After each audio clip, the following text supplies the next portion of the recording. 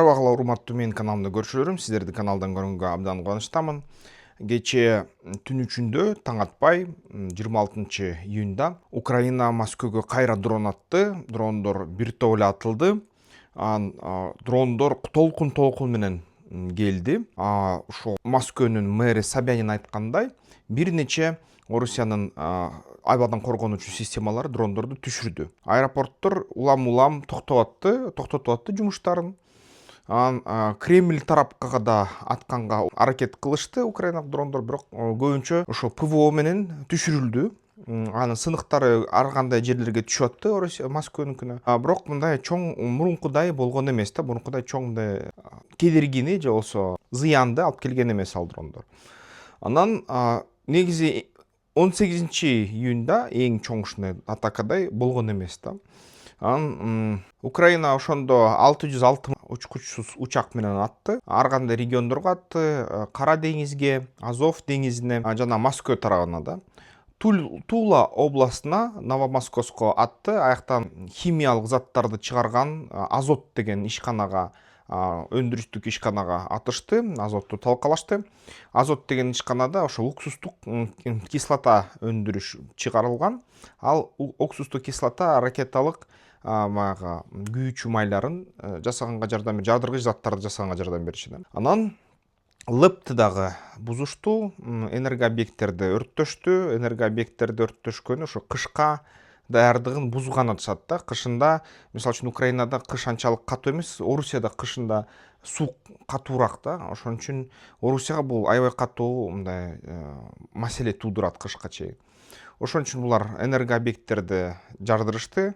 Шекинский райондон жеке мындай жарандын үйүнө түштү, аял, ал жарадар болду. Бүт жерде ошол азоттун тегерегинде аммиактын жыты-жыттанып турду, свет өчүп турду, электр энергия өчүп турду. Москванын астына, Подмосковьеге дагы атуулар болду. Аяктан атуулар толугу менен токтотулду деп аталат.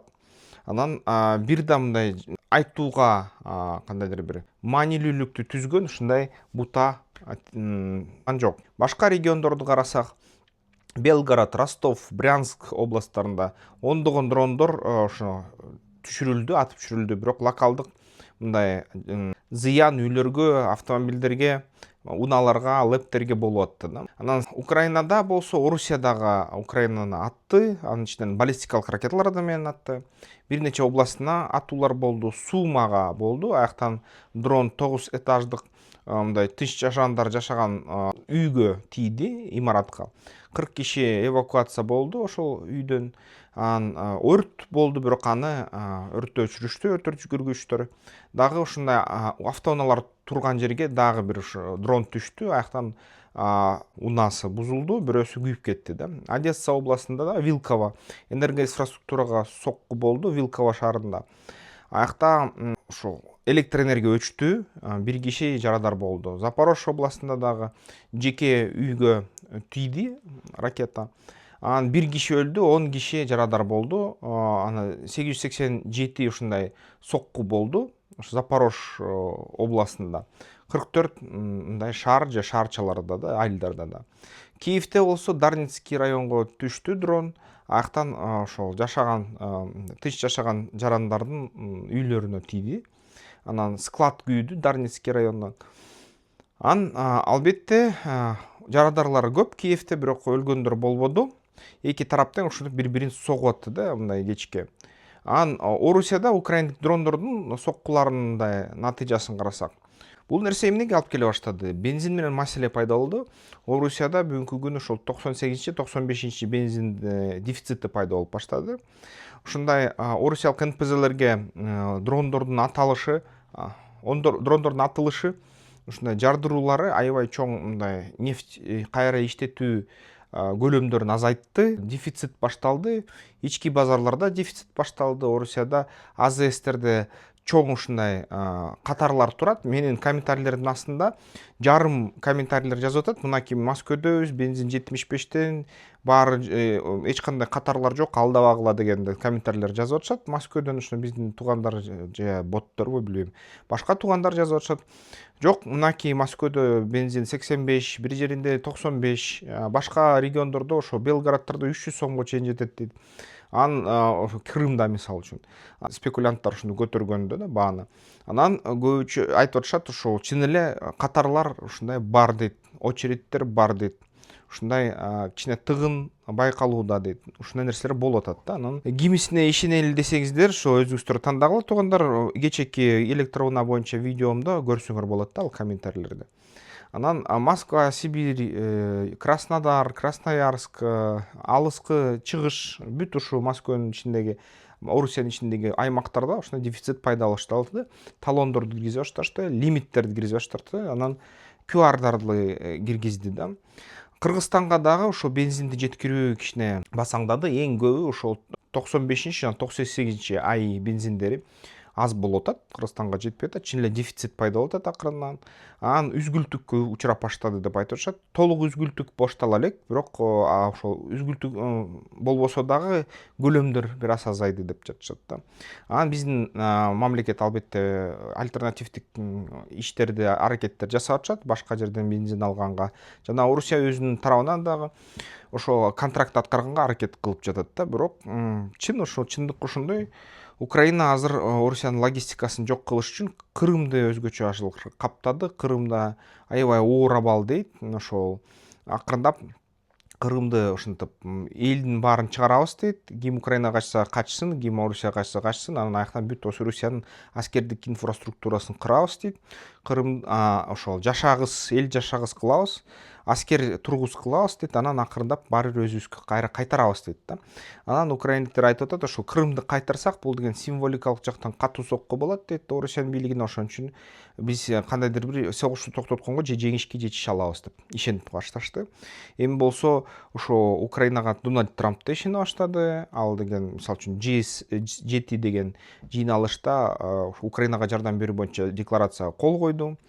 Башка европалык лидерлер да ошентти. Ошон үчүн Украинанын бүгүнкү күнү азыркы таптагы абалы жакшырды да. Анан эң негизгиси Украинанын элинин консолидациясы болуп кетти да. Эли бирикти, мындай мекен үчүн, өлкө үчүн, келечек үчүн деген аракеттерди жасап жатат да. Ушул нерсе байкалып жатат. Мурун андай нерсе аз болчу. Ошон үчүн мисалы үчүн Орусия кол салса деле керек да, коррупция өсүп кеткен. Азыр деле ошол Зеленскийдин тегерегиндеги Миндич жана башка ошол жанындагы чектери келтирилип жатат албетте. Бирок улуту айтып атат да, биз азыр согушту жеңип алалы дейт. Зеленский жаман лидер эмес, бирок тегерегинде коррупция бар, өзүнө каршыга каршыбай билбейбиз дейт. Бирок анын баарын согуш бүткөндөн кийин Зеленскийди өзүбүз соттойбуз дейт да. Өзүбүз аны токтотуп алып, сотко берип, коррупциялардын баарын чыгарып, анан жазасын тартат дейт. Бирок азыр согуш кезде президентибизге сөз тийгизбегиле деп атат да украиндиктер. Эң кызыктуусу, мен ушул нерсени байкадым. Зеленскийдин аябай чоң душманы болгон ошол Порошенко, Тимошенко, За життя деген партиянын дагы мүчөлөрү. Анан кээ журналисттер, серепчилер баары ошо азыр ушундай айта башташыптыр да. Биз деген согушту жеңип алалы дейт. Анан өзүбүз соттойбуз дейт да. Өзүбүз жазага тартабыз. Азыр болсо президентибизге тийбегиле деп туруп алышыптыр да. Анан бул нерсе мени ойлонуп турду. Мен ойлодум, чын эле ошо Украина эли консолидация же болбосо биригүү, биртиктүү болуу, ушундай кандай ынтымактыгын көрсөтө баштады да. Эми Орусияга чын эле оор болот. Анткени бир мамлекет эгерде кандай гана мамлекет болбосун, кичинекей болобу, чоң болобу, эл кандай гана болбосун, 500 миң болобу, 60-50 миллиондук эли болобу, эгерде ал консолидацияны көрсөтсө, же болбосо ушундай ынтымакты көрсөтсө, аны чоң жоо жеңе албайт. Тескерисинче дагы, мисалы үчүн Орусияда аябай чоң мамлекет, бирок эли сейрек ошол чоң аймакта мындай бөлүнүп жашайт. Бул бир, экинчиси ошончо көп эл, 140 миллион, 145 деп аткан, 142 миллион калк жашаса ушундай өлкөдө, анын баарын камсыздаш керек да. Ошон үчүн экономикасы сезимтал болот аябай. Эгерде экономикалык системасына, логистикасына ушундай бензиндерден сокку кылса, ошондой да мамлекет өзүн жаман сезе баштайт да. Ядролук куралы бар, туура, бирок ядролук куралын соксо, анда дүйнөлүк өлкөлөр азыр Украинага жардам бербестен гана өзүлөрү да согушка кийгилишет да. Анан Орусиянын 5000 боеголовкалары бар, анын бир 300-500 даанасы ушундай ядердик дүрмөт дүйнөнү жок кылганга жарайт, бирок ким билет ата баштаганда эле эмне боло баштайт, кандай нерселер болот да, ошону да түшүнүш керек. Логистиканы бузса ошолор аталабы, колдонгонго мүмкүнчүлүк болобу деген көп суроолор жаралат. Ошон үчүн азыр Украина жеңчүдөй болуп көрүнө баштады да. Анан чын эле эгерде Орусия мындан кийин уланса, өтө оор болуп калат калк, анткени калктын саны көп, анын баарын камсыздаш керек. Логистиканы бузса ачкачылык башталат, көтөрүлүштөр башталат, ушундай жаман нерселер башталат. Азыр деле ошо кичине маанайлар Москвада, башка аймактарда да бир кызыктай боло баштады да Орусияда. Ошон үчүн бул согушту токтотуш керек Орусияда, Украина токтотобуз дейт, Орусия токтотсо эле. Анан бирок өзүлөрүнүн жеке урмат, жеке баягы деген мүнөз, баягы кандайдыр бир өзүнүн намыс дегендер ойлору бар, түшүнүктөрү бар. Жалпы элге түшүнүксүз да, бирок өзүлөрүнүн ичинде, элитанын ичинде түшүнүктүү. Ошон үчүн бул нерсе азыркы маалда аларга ушундай жеңилишке, булар үчүн согуш токтотсо ал жеңилиш деп эсептелинет да Орусияга. Жеңилишке барууга өтө катуу мындай бөгөт коет да. Алар кадимкидей ошо согуш токтотконго шашпай жатышат, каалабай жатышат. Жада калса ошо жогорку элитасы. Ошон үчүн бул дагы уланат окшойт. 1 жыл, 1,5 жыл, бирок ресурстар анча көп эмес. Ресурстар бир топ, бирок даяр ресурстар көп эмес да. Эгерде логистиканы бузуп, энергия инфраструктураны, НПЗларды бузуп отурса, анда бул аябай чын эле тим эле башкача тарыхый нерселер болуп кетет. Мен биринчи эле Орусия Украинага кирип, баягы Донбасс, Луганск дегенде эле 2014-жылы эле түшүнгөм. Туята дүйнө өзгөрөт окшойт депчи. Анан 2022-жылы ушундай согуш башталды дегенде эле мен ойлоп кеткем. Туята чоң империялар түгөнөт негизичи. Бир кездерде жок болот. Британ империясы да жер шарында курчап турган империя болчу, ал да түгөндү. Анан ошону ойлоп калгам да, тарыхый мындай ой менен, көзү менен караса, тарыхты түшүнүп, 30-40 кылымдык тарыхты түшүнүп туруп ушул нерсеге көңүл бурса, Рим империясы талкаларында ушундай болгондо, албетте кичине көп согуштарды өткөргөн, бирок акырында мындай туура эмес согуштарды өткөрө баштаган да. Бул жерден дагы мисалы үчүн Британ империясы дагы колониялык согуштарды өткөрүп жатып, бир маалда ошо бир башкача өзүн алып бара баштаган, ошондо нерсе көрсөткөн да, талкалана турганына мындай ишеним көрсөткөн. Дал ушундай эле азыр ушундай тарыхый процесстер болуп атат, туугандар. Ошол эле 22-жылы Украинага кол салганда деле түшүнүктүү болуп калды да. Бул согуш оңой бүтпөйт. Биринчиден, экинчиден Зеленский качпайм деп отуруп алганында түшүнүктүү болду. Мынакей бир характер менен келди бир лидер. Эми сокко ташка урунат деген түшүнүк келди да. Анан сокко ташка урунду. Эми мунун аркасы эмне менен бүтөт көрөлү да. Аны бирок кээ туугандар айтат, тааныштар, серепчилер, ядролук курал дагы эле бар Орусияда. Эми ядролук курал боюнча аны түшүнүш үчүн канча ушундай зыян алып келе алаарын түшүнүш үчүн биз дагы Венесуэладагы жер титирөөгө көңүл буралы да. Венесуэлада жер титирөө болду. Жер титирөө өтө катуу болду. 24-июнда 2-3 күн мурда сокку болду. Магнитудасы 7,1, 7,5 балл болду. Мисалы үчүн Бишкек жана ысык ата разлому, ысык ата сыныгы деп аталат Бишкектин үстүндө. Бизде 8, Бишкектин ортосунда, ысык ата сыныгында 9 баллдык зона да. Эгерде жер титирөө максималдуу түрдө болсо, 8-9 балл кылат. Бирок бизде алдын ала ошол сейсма мындай стандарттар менен аябай калың бетон менен салышкан советтер кезинде. Кийин дагы ошо кээ бир компаниялар, эми баары эмес, көптөрү жука кылып сала баштады, бирок көптөгөн компаниялар калың кылып салган да. Венесуэлада болсо андай салган эмес, жука кылып салышат да, арзан кылып. Анан 7,1, 7,5 балл болгондон кийин Рихтер шкаласы боюнча ошол штат Ла-Гуайрада, Каракаска чейин, башка региондорго чейин ушундай катуу сокку болду. 32 киши өлгөн биринчи этапта, 700 жарадар болгон, бир нече миң ушундай сыныгынын астында калып калган да. Акыркы маалымат боюнча, ошол 26-июнь кечеки күндүн маалыматы боюнча, мисалы үчүн 589 киши каза болду ошол жер титирөөдөн. 2980 киши жарадар болду, 4300 кишиге чейин жарадар, жеңил жарадар сандарын кошкондо ошондой жарадар болду деп айтылат. Аль Жазиранын маалыматы боюнча. Анан албетте бул аябай тез өсүп атат. Дагы кошумча маалымат алынгандан кийин көбөйөт. ошо жаракат алгандардын саны жалпысынан 250 имарат талкаланды, толук же аябай катуу мындай талкаланды, аны баары бир бузуш керек болот да. Анын ичинде гостиницалар да бар, мейманканалар, тынч жарандар жашаган үйлөр, мындай спальный райондор, башка инфраструктура, мамлекеттик имараттар, соода имараттар. Эң көбүнчө Ла-Гуайра жана Каракаста ушундай сыноктор болду.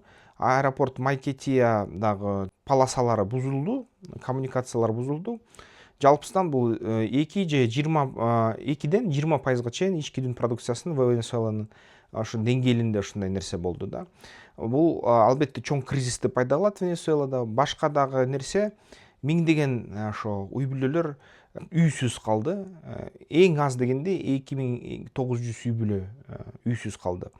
Электр энергиясы иштебей калды, мисалы үчүн суу жок, байланыш жок, мындай өзгөчө кырдаал жарыяланды. Бактан эл аралык жардам келип баратат, мисалы үчүн АКШдан, Сальвадордон жана башка жерлерден.